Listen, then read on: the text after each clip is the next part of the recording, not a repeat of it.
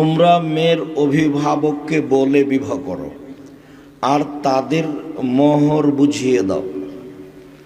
তো এই টাকার বিষয়টা আসলো, মোহর বুঝিয়ে দিতে হবে, এটা আল্লাহর আদেশ। আর রাসূল সাল্লাল্লাহু আলাইহি সাল্লাম বললেন, ইয়া মাশারা শাবাব মান ইসতাতা মিনকুমুল বাত ফালিয়াতাজাওয়াজ। হে যুবক মানুষ, যারা তোমরা বিবাহ করতে চাও, যদি তোমাদের শক্তি সামর্থ্য থাকে, মানে স্ত্রী লালন পালনের ক্ষমতা থাকে, শারীরিক ক্ষমতা থাকে, বউ নিয়ে এসে বাড়িতে রাখতে হবে, বৈঠকখানা করতে হবে, এইসব যদি ব্যবস্থা থাকে, ফালিয়াতাজাওয়াজ, সেজন্য বিবাহ করে।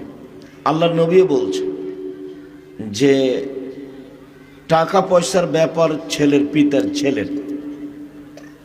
ফাইনলাম ইয়াস্তাতে, তুমি যদি না পারো, সে যদি না পারে, এগুলো ব্যবস্থা যদি না থাকে, ফাইলাহি বিসম, তাহলে সে রোজা থাকবে। ফাইনাহুল্লাহু বেজা, রোজাই হচ্ছে তার যৌবনকে দমন করার মাধ্যম। টাকা থাকলে বিবাহ করত, টাকা নেই, তো এখন যুবক মানুষ তার যৌবনকে, প্রবৃত্তিকে কিভাবে ঠেকাবে? তখন আল্লাহ রাসূল সাল্লাল্লাহু আলাইহি সাল্লাম বলেন, রোজা সিয়াম থেকে ঠেকাও।